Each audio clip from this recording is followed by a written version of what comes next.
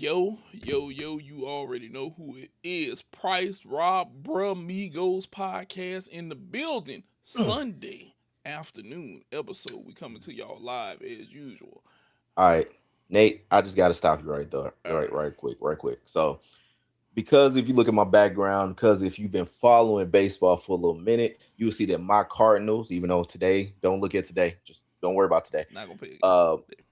they were on like a nice little streak. We got the series win against the Royals, but as you see, like you got the tarps off Terrace right there at Bush Stadium. So because of that, I want to show my solidarity with Stephen F. Austin. Shout out to Stephen F. Austin, their baseball team, who we ain't gonna talk about what happened to them today either. But they basically showed solidarity at Bush Stadium. So I'm gonna be tarps off for this episode of Ramigos podcast. Bro. My boy said tarps off for the show. Tarps off for the show. And there you go. Rob, tarps off for the show. Get his Petey Pablo on, goddamn it. Bush Stadium. Bush Stadium. Take his shirt off. Whip around the head. You already Like know. a helicopter. Bro. Rob said he has to go tarps off for the Cardinals. He's in the building today. And just like that, we're going to jump into it. NBA. Look, it's something that we saw people talking about online. And I'm pretty sure Rob is with me because we kind of discussed this a little bit. But we do not agree with some of you people who feel that Ant leaving early in the game, dapping up everybody, and then leaving it was a disrespectful thing. Look, Minnesota was getting their ass thrashed. Okay, wasn't no coming back. Wasn't no coming back. Ant knew, hey man, look, it's over with for us. I'm gonna shake everybody's hand. I'm gonna go ahead and get about it. I'm gonna hit the showers early because we ain't coming back. Look, Yep. Chris Finch had already emptied the bench, bro. We knew Ant them wasn't going back. And did he leave too early? No. Not in my opinion. He knew that this was game over. Spurs were the better team. Spurs made it out. It was what it was at that. So for all you people out there who keep saying, hey, this was disrespectful, he left, this was not Mike. This was not, look, this was not what y'all deemed to be Mike and Isaiah like, dog. That's not what this was. This wasn't even close to that. This was not remotely close to that. What Isaiah and them did was they were upset that they Way finally worse. lost. And they decided, hey, we not gonna shake their hands. We not gonna do this, even though Mike and them took them ass whoopings in the beginning like champs. We not taking our ass when we leave. This is not the same thing. Do not compare these two situations. This is not even close to being on the same plane. Leave it alone. You're reaching. You're reaching way too much with that. Yeah. For sure. Anything you wanted to add to that, Rob? Yeah, no, I mean, like, this basically with Ant, I think if you basically didn't watch the game, you would basically think that, yeah, of course, Ant basically dapping them up with 8 minutes to go. Why the fuck would you do that? See, here's what it was. Like Nate said, they emptied the bench. So it literally, like, Ant didn't log another minute within the game. Like, it literally, he sat there as his team was basically getting essentially rolling out the game. Like, you had to play all those minutes of the game. Because if anything else, probably would have just dipped. Because like they said, they were getting their ass spanked. There was no chance of them basically coming back in the game at all. Two, I think that basically in which it was the case, Ant basically was like, I feel mad about this loss. I'm gonna dap y'all up early. Yep. And I'm gonna split as soon as this game is over, which that's exactly what he did.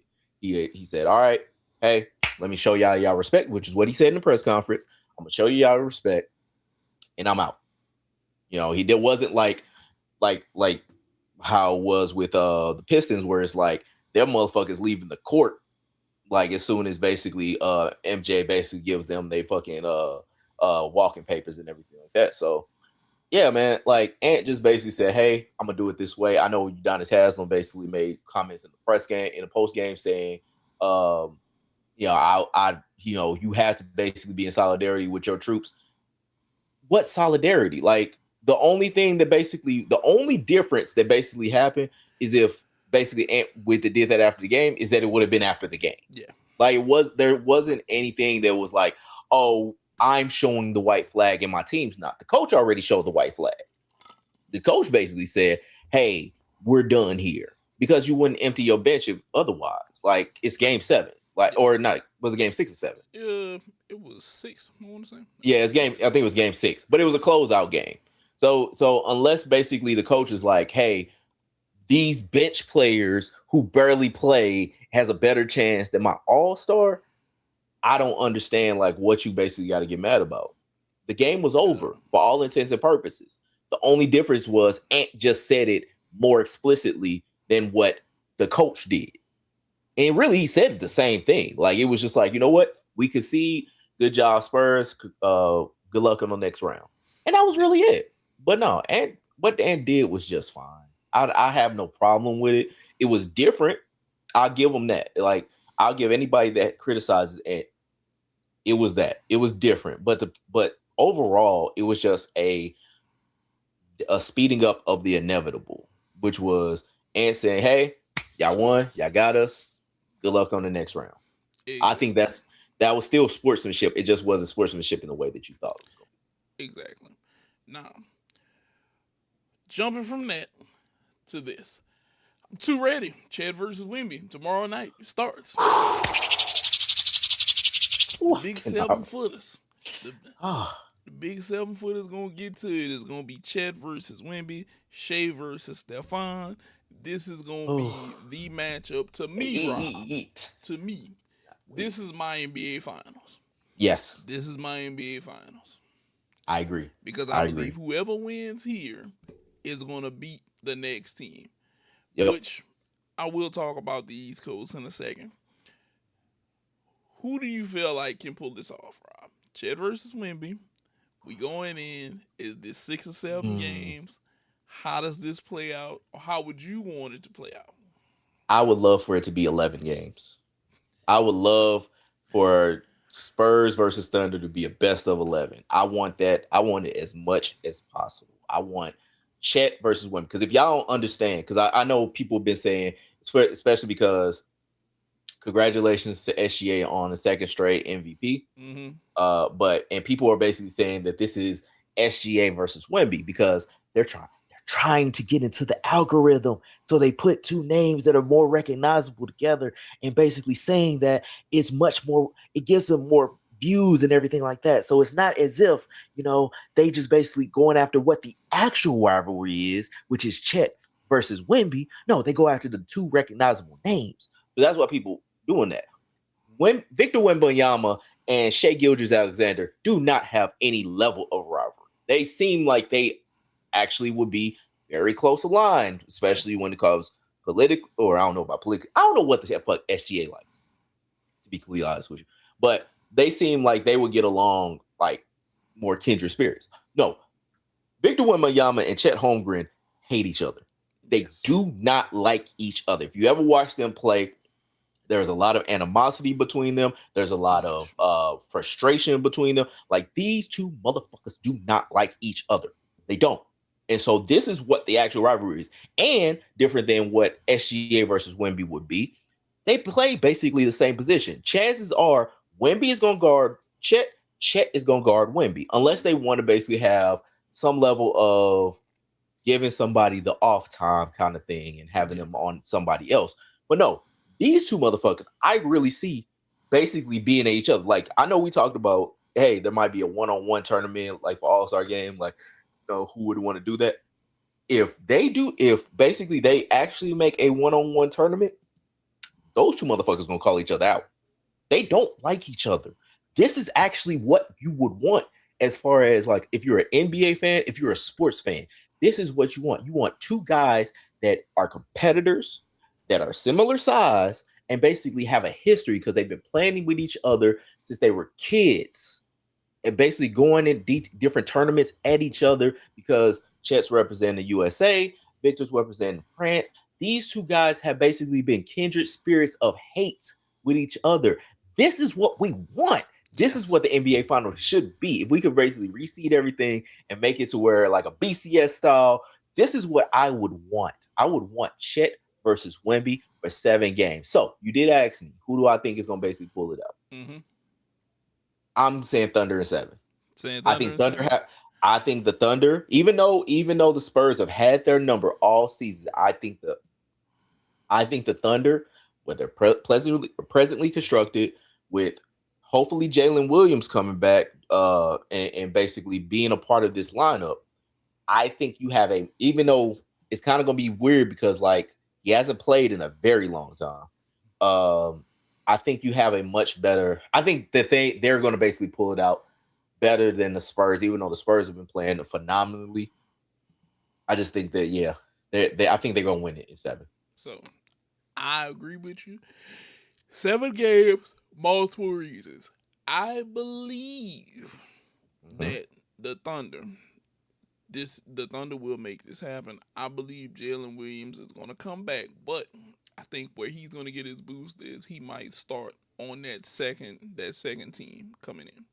I think he's going to be the guy because AJ Mitchell's playing really good right now. Unless they just need a defender or another body to come out there and help.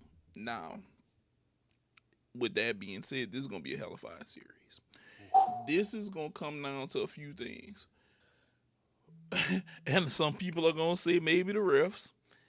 Look, it may be a foul call type situation, okay? It may be. But it's going to be, can Shai Gilgeous do what he does? Are his teammates going to get going? Are they going to implement the double big lineup that they have had at times with Hardenstein and Chet? How is this going to affect the Spurs? Who are they going to put down there to fight for boards with Hardenstein whenever they go to the double big lineup? I think these are things that will give OKC the advantage. I think the Spurs defensively, whenever they're locked in, they are very, very, very good defensively. Will the reigning MVP allow you to make him change his game? If he doesn't allow you to make him change his game and he gets to his spot, he gets calls, he does what he needs to do, this is going to be a long series for the Spurs. It's going to be a long series. And starting tomorrow, I suggest everybody log in. Clear your goddamn time. Be ready. Because at 7:30 tomorrow, Spurs Thunder, like you said, Spurs done had their number all season. But we know playoff ball is a different thing. Playoff ball is always a different thing. You can beat somebody during the regular season. It don't mean that you're going to automatically win come playoff time. I think we lock in. I think game 1 at home, I think the Spurs gonna be in it till the third quarter. And I think fourth quarter, game 1, Shai Gilgeous is gonna have one of those games, and he's gonna say, "I'm going up 1-0. Let me get my series. It might be 7 games, but I'm gonna get this one done." And Jalen Williams is a go for the series. See, there you go. It's gonna be an issue over there. Now, on the flip side, tonight. Game 7, Cavs Pistons. Okay. Something happened in the last game, Rob, that I did not expect to happen. What's that? Jalen Duren finally showed his ass for a double-double. 15 and 11 was effective. The Pistons got to the rim as a team. They made it happen. I don't know. And this is just a wild theory that not many people have thought about. I think Jalen Duren Powers might have been taken by Tobias Harris. Really? It's some Monstars type shit, bro. Let me explain to you what. Tobias Harris started balling out of control, okay, during these playoffs, and Jalen Duren was nowhere to be seen. People don't realize Tobias Harris was out there just showing out, and then all of a sudden, last game, he only gets 6 points, but Jalen Duren gets a double-double, 15 and 11. Might have zapped his powers for a minute, bro. I don't know. I mean, is this a 10-4 do-rag situation, or are you just saying? It's a 10-4 do-rag type situation, bro. It's a 10-4 do-rag type situation. My shit on. Tobias might have took his powers, bro. He might have took his powers for a little, and then he gave him back. He said, "The team needs you more than they need me." So they trading powers. They might be over there trading power because look, let me read something to you. Go ahead. Before Jalen Duren had that good game, Tobias had 13 last game, 13-6. All right, game. He had 16 the game before, 21 the game before, 21 the game before. Tobias was out there putting up numbers. Tobias said, "Y'all gonna call me NBA J. Cole for a reason." Ugh.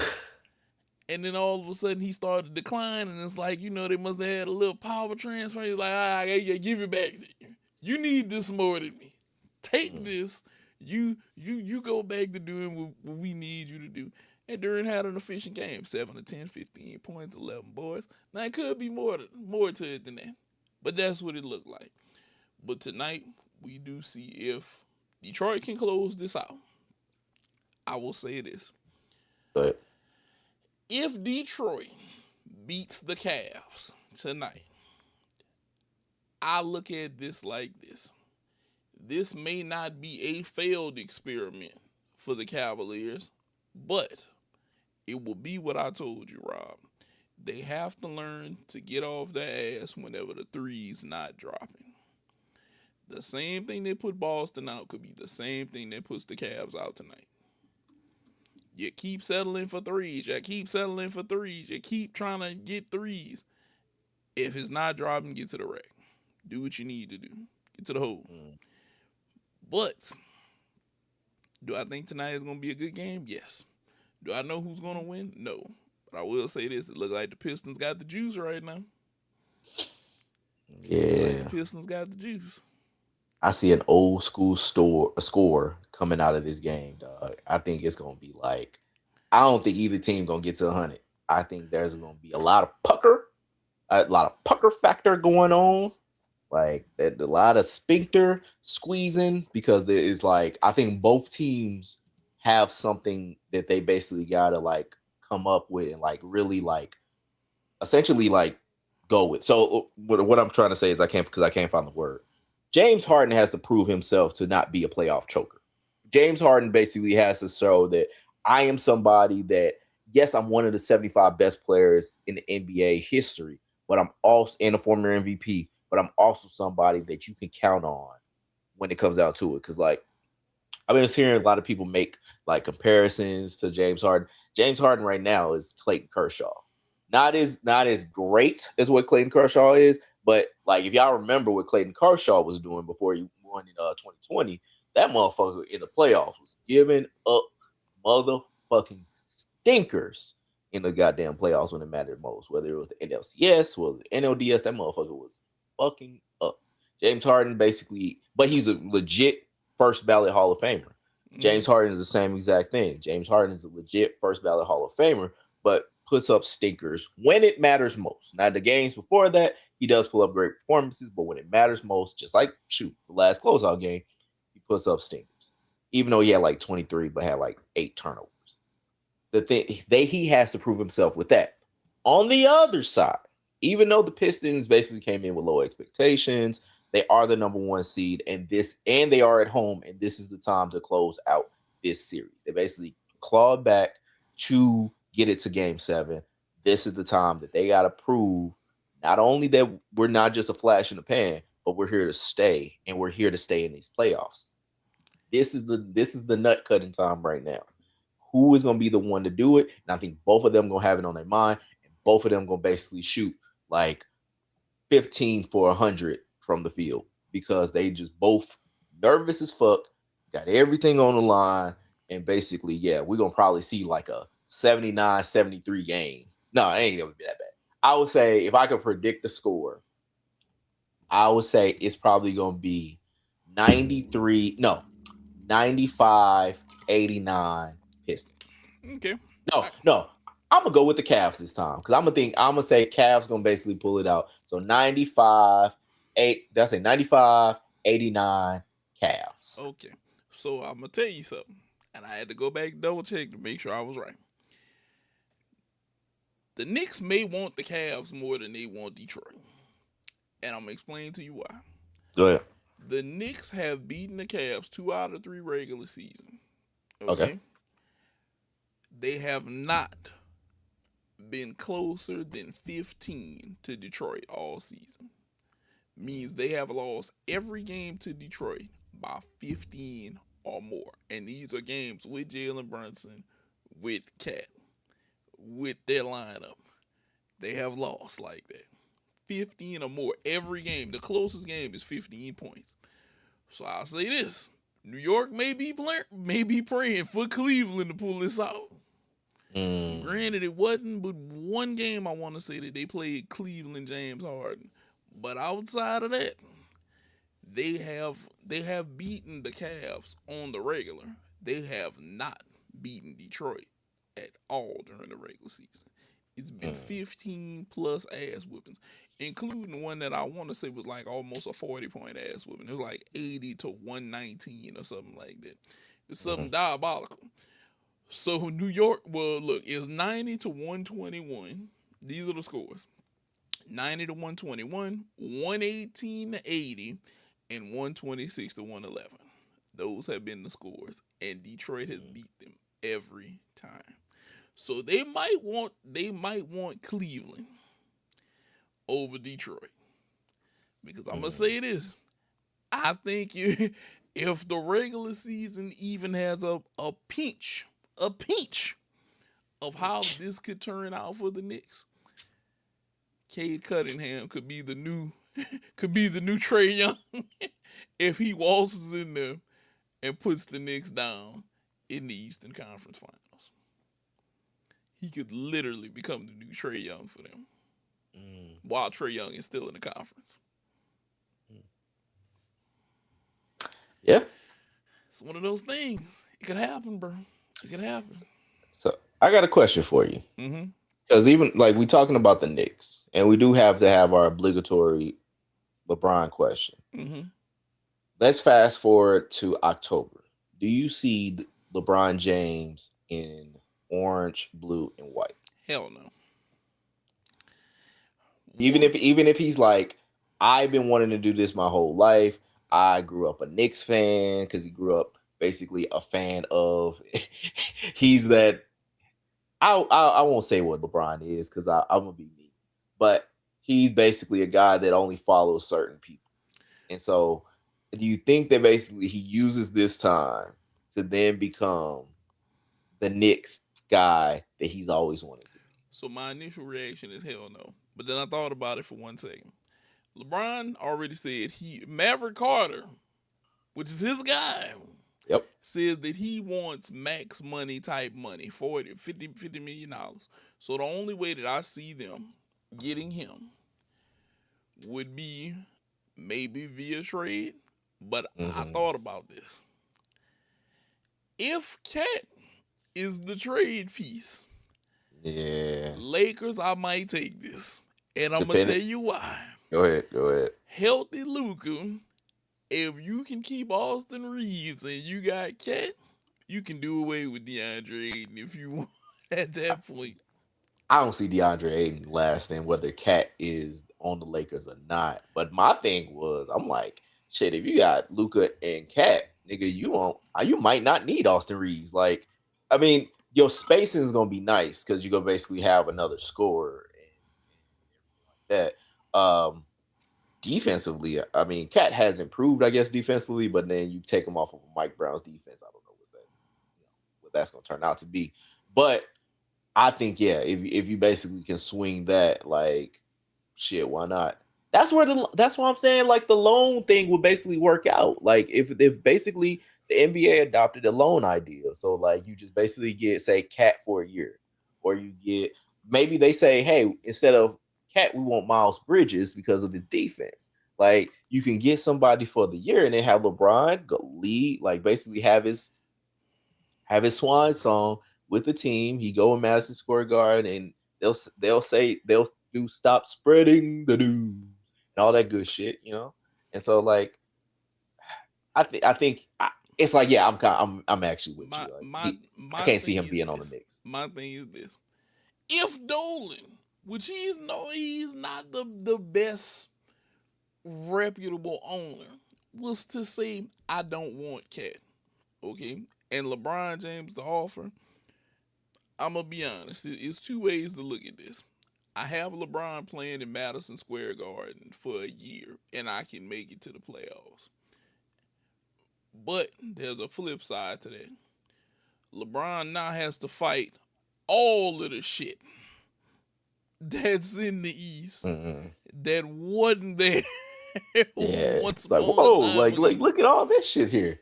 Yeah.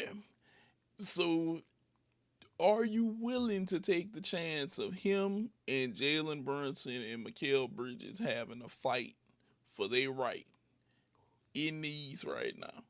Because Boston is going to try to make that thing probably work for them with Tatum and Brown. That's a great team right there. Yeah. You should walk through Philly. Philly got multiple problems over there. The Cavs could be a problem for you. Depending upon where Giannis falls, it's a problem. Detroit has become a problem. as much as I hate to say it, Orlando, well, I don't hate to say it, Orlando has become a problem. Washington might be a problem if they're healthy. It is a lot of problems now in it. If Chicago can put pieces around Josh Giddey, that might be a problem. The Pacers, if they can get Halliburton back healthy and maybe make a move, they've been to the NBA Finals. They could be a problem. It's a lot of shit going on over there that could be a lot of problems right now. And I already got problems in the West. I don't know if I want to go to the East. I might just deal with the set of problems I got right now. And if I make it, I make it. If I don't, I don't. I ride off into the sunset. Okay? I don't know if I'm LeBron James if I want to go deal with those problems right now. Because Very of, true. because of the money that he feels like he should quote unquote get. Because I'm gonna be honest with you, yeah, you producing at a high level, especially for a person in the NBA at your age. The problem is 25-point LeBron couldn't get it done because he's gonna need a star. He's gonna need a Brunson or somebody like that, and he's gonna need some supporting pieces. If I get rid of Cat or whatever I have to give up, is it going to be enough with them to get through this? That's the biggest question. Yeah. Or should I just, ponder retirement? If it's me, I'm pondering retirement. I ain't gonna lie to you. I'm pondering retirement. Nah, he ain't. That nigga can go get one last season out of somebody. Yeah. That nigga is not gonna just retire. I put my shirt on if basically that nigga just retires. Yeah. And watch, soon as I say that shit, it's gonna be something pop up and be like, put your shirt on, nigga. Yeah. It's some crazy. It could be some craziness with what's going on over there. Now, the next thing that I see that's on our list that we must talk about. Go ahead. White Sox. See you, baby. We see you over there, player. Especially because y'all got a walk-off win today. Like, got a walk-off homer against the motherfucking Cubbies, the crosstown in rivalry weekend. Like, see, y'all won the series against the Cubs, dog. The NL division leading Cubs, which helps your boy and the people behind me out. So I appreciate that. But no, it's not only that, it's the fact of y'all are second in the American League Central.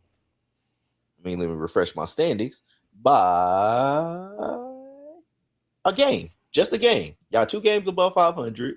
Y'all third in the league in home runs because y'all got the number 2 guy in home runs, Munetaka Murakami. Excuse me. And y'all basically are fucking killing it, dog. Like, I like what the White Sox doing. We said it before. Like I said it in my AL Central preview that you guys were going to be a nice team to watch. I didn't think you were going to be a nice team as far as winning, but I thought you guys were going to be a nice team to watch. And y'all have basically shown the damn thing. And I also love Munetaka Murakami because I'm a person that loves to see people persevere. The thing about Murakami when he came into the league was people saying that he might not be able to catch up to the fastball, to catch up to the speed within MLB. He said that basically he had a lot of swing and miss to him, that it was going to come into play. And sure enough, this motherfucker has been absolutely raking, raking in his first season in MLB. And I look, I love to see people basically overcome other people doubting them. I put it on Blue Sky earlier this week. They I love the thing I love about Jordan Walker is that basically he basically looked failure in the face and beat that bitch ass. I love athletes that just basically see failure, see things that they gotta overcome, and they beat that bitch's ass. I love seeing that shit. And granted, Murakami is fourth in MLB in strikeouts, but mind your business, lady. That we ain't gonna talk about that. He is still number 2 in home runs. So, it's fine. It'll be all right. Just like his countryman Shohei, who isn't near the top in strikeouts, which is actually new because that nigga does strikes out a ton. Yeah. But yeah, no, I mean Murakami, White Sox, we see you, baby. Keep doing your thing. Hopefully it keeps going because I love watching, or the games that I do see, I like watching y'all. Yeah. And I rather watch y'all than the Guardians. No shade to the Guardians. I just don't really like y'all. Yeah, just don't really like you. I don't know what it is about the Guardians. Even when they had their other name, dog, I don't really care for them. To be honest, I'd rather be an Indian than a Guardian. I'm just throwing it out there. Nah, they got it right. Because yeah, we at Bromigos don't endorse caricatures of Native Americans and basically the racist shit. So you're good as Guardians. Granted, there are better names out there. So and not just taking a Deans, kind of name. So basically, you could still have that kind of suffix. But be that as it may, I don't know what it is about him. It's yes, I got Jose Ramirez, but it's I don't really care. I mean, Angel Martinez has been fine this season. Chase the Laudner's been good. Gavin Williams has been cool. I don't know what it is. I really don't know what it is. I can't really say why I don't like y'all. It ain't even to where I don't like y'all. It's to where I don't care about you. I just don't really care to have you in my space. Even though you guys win, and I love it when you guys had Terry Francona as your manager and everything like that. I just don't care for y'all. Yeah. I don't know why. I understand, Rob. I understand. Now, we got to talk a little bit of MMA. MVP MMA 1 went on last night, Rob. And I got to say this. I looked at the list. People got paid. Minimum 40,000 for the up and comers. People like Francis made 1.5. Ronda made 2.2. Carano made 1.1 or 1.07, something like that. When people got paid last night, Nate Diaz caught $500,000. Mike Perry caught 400,000. It was pretty good. But what caught my eye the most was Francis back, the Predator's back. He's knocking people out. He got him a knockout. He was looking nice. Felipe took one to the chin. And I gotta say kudos to Francis not dropping down, ground and pounding him after he hit him. He knew Felipe was done. He let him stay. Then he went on to call out John Jones. I was like, that would be the matchups for me to see. Francis was looking good. I think John is still in good shape. If John and Francis, I don't know who. Look, Al-Ashik, I need you to make this happen right now. I need you to make this happen with the Saudi money right now. I need you to go in there and say that you're going to give each one of them $5 million a piece. We'll come up with the rest of the card after. Yeah, rap money. Yeah, we'll come up with the rest of the card after that, okay? We'll figure this out, okay? This is one of them ideas where I just need to see it. If I can see Jones versus Ngannou to see who's going to make this happen and who comes out on top, this will be one of the best MMA matches I could see. I'd enjoy this beyond and above things that I want to see MMA wise, okay? Now, just as quick as Francis ended one in the first round, it went even quicker for the women. Ronda Rousey went out there and went and got an armbar in 17 seconds, Rob. 17 seconds with the armbar, okay? Was it a great win? Yes. Did it get paid a great amount of money? Yes. For 17 seconds of work to make $1 million, would I do it? I'd take that armbar right now.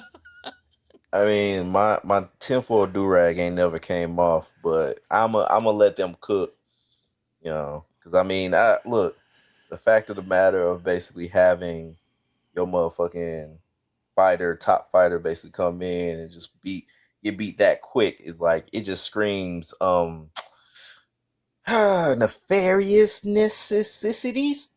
But I'm gonna let him cook. So You gonna let him cook with him? yeah. I mean, look, I don't know. Like maybe they did the damn thing, and maybe she was just that good. And granted, like essentially, Carano hadn't fought in like 17 years. Yeah. Ronda hadn't fought in a decade. So I mean, they both it may very well be. And to be honest, is like I don't remember ever seeing Carano fight. I just remember hearing about like Carano fighting being a thing, because at that time it was the start of women actually getting to go in the ring or go in the octagon, because it was, Yeah. I want to say it was at the time where Dana was still on his like no woman's gonna ever grace a UFC ring kind of bullshit, and then Ronda Rousey came in and basically tore the damn thing down. Yeah. But yeah, no, I mean it was what it was. I didn't watch the fight. So I I did. basically It was, so this is what I'll say about the MVP promotion. It was on Netflix.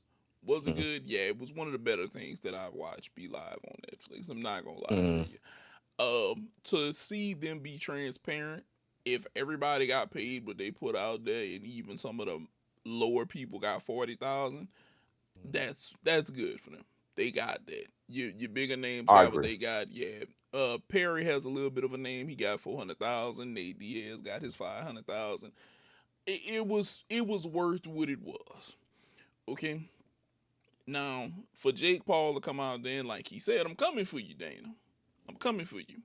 And then for Dana to tactically launch the fact that McGregor is fighting on the White House card was his touche moment. But I'll say this. Dana, you knew what the hell was going on, okay? You knew that people like Francis, people like Ronda, you kind of were beefed with Ronda whenever she went to wrestling at one point and she made her money and stuff like that. Look, you can't be mad at somebody for chasing the bag. Okay? You can't be mad at them for chasing the bag.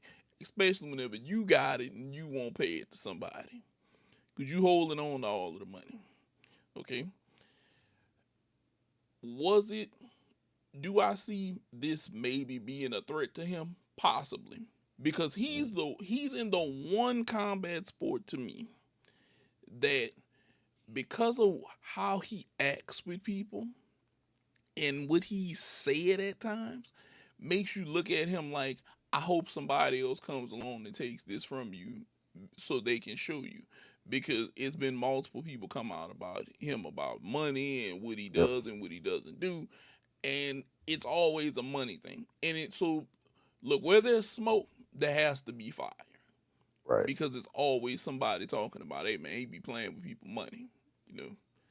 And I never hear people say that about Fertitta and them.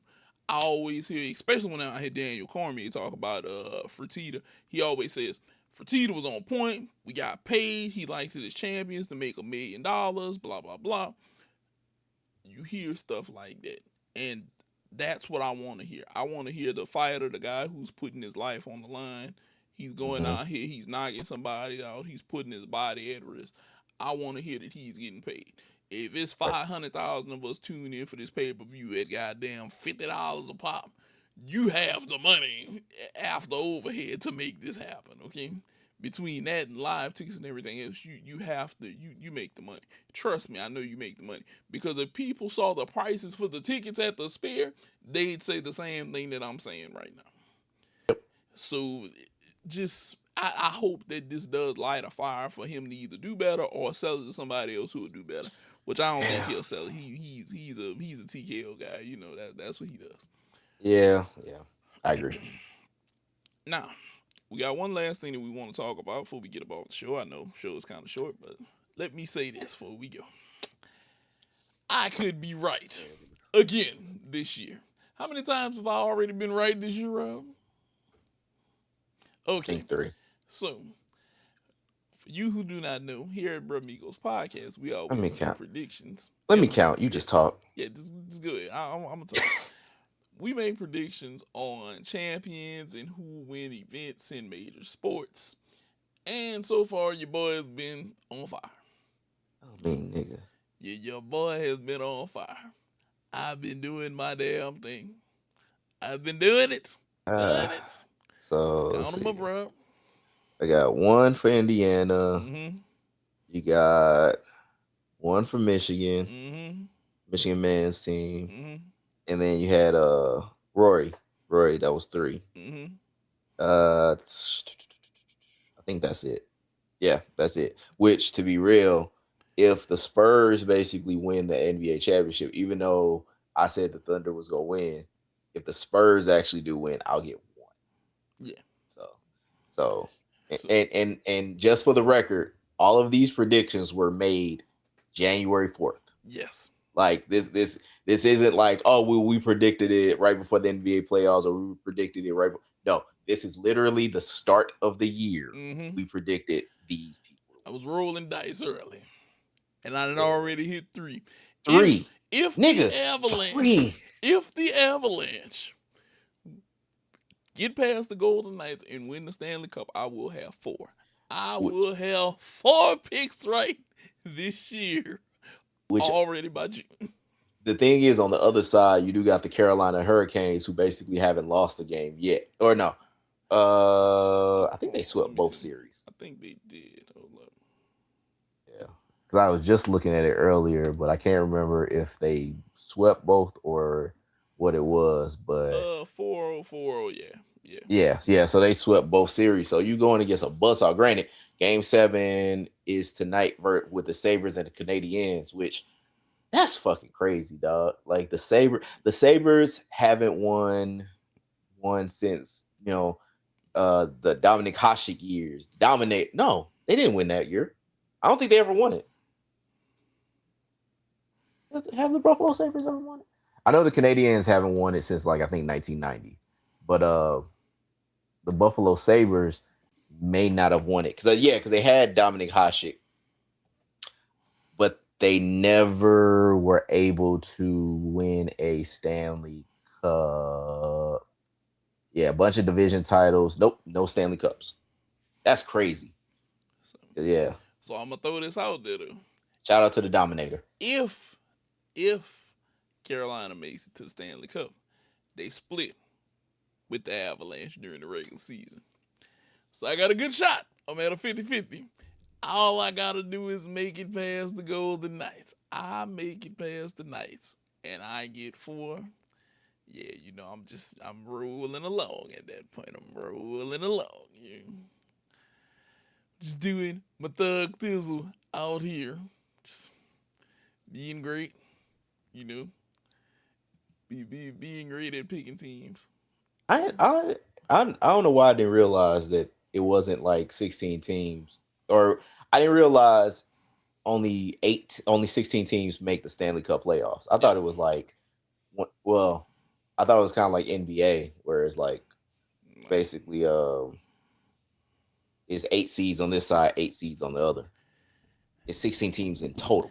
And you know why I'm feeling good that my Avalanche can win? We beat the Golden Knights 2 out of 3 during the regular season. We went 50% with Carolina. I just gotta make it past these. I just need 4 wins. 4 wins.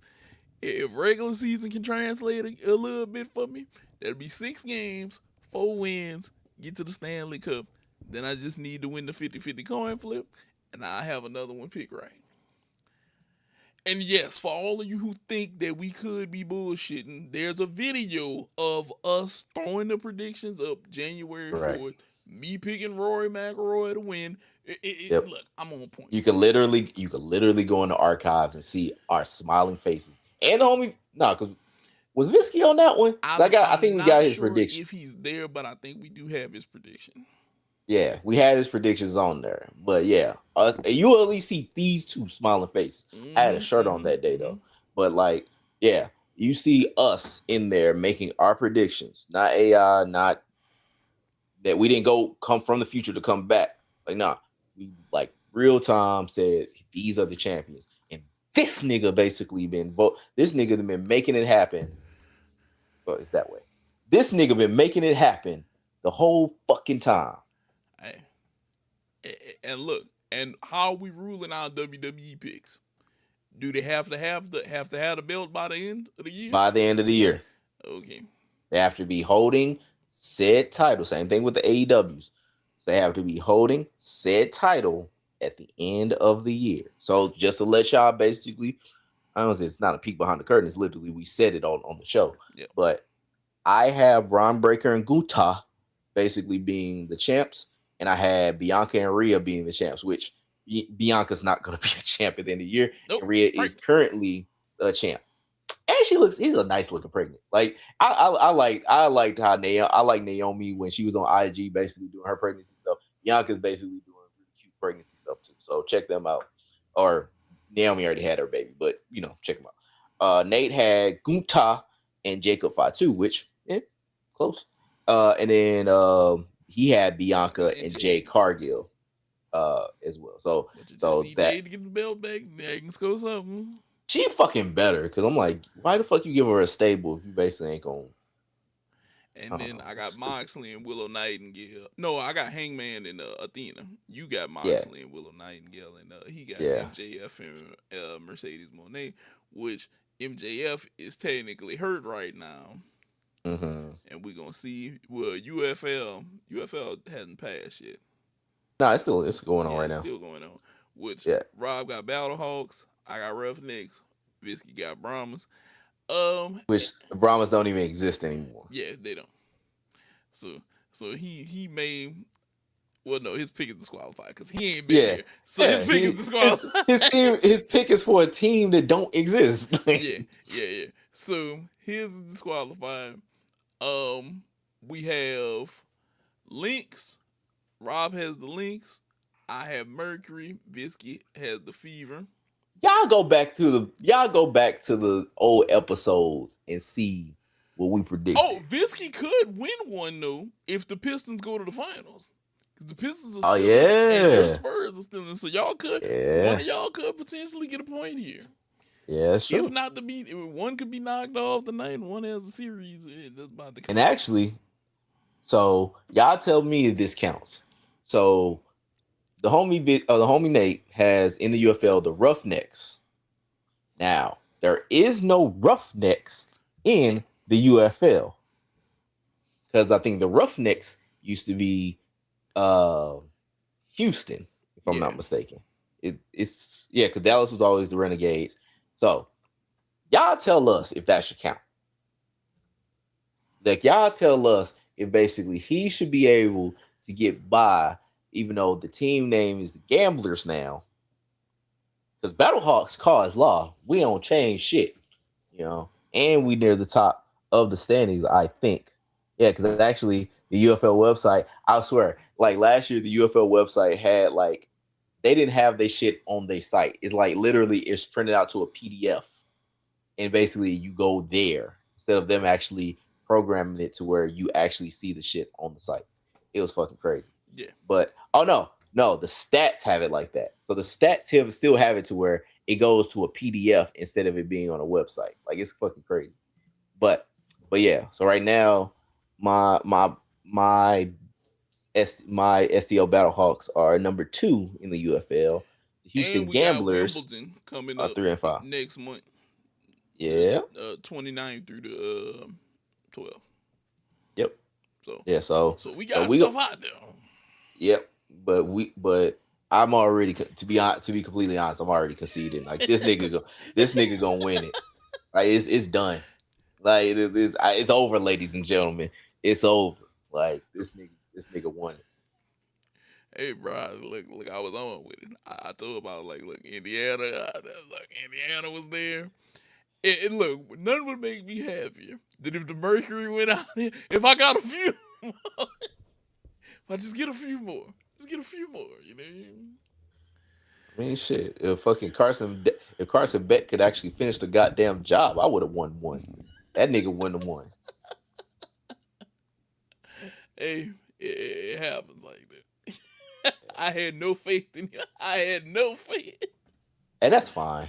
Because you only right to not have faith in that nigga. Look, everybody was like, he's going to the U. They're going to win. And I was like, Indiana. Yeah. I was like, Indiana. Let's not fool ourselves here. It's like, it's not happening. And everybody was like, you're wrong. It's like, it's not happening. Sure enough, got it done. They got it done.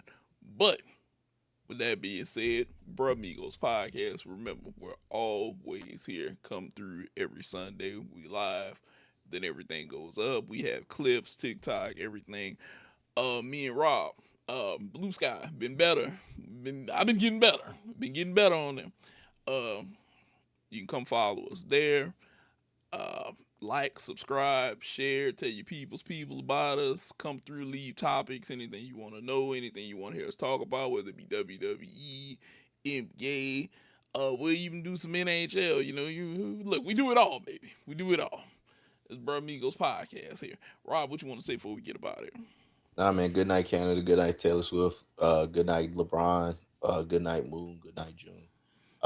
Yeah, man. Y'all hit us up on these sites, dog. Like, hit us up.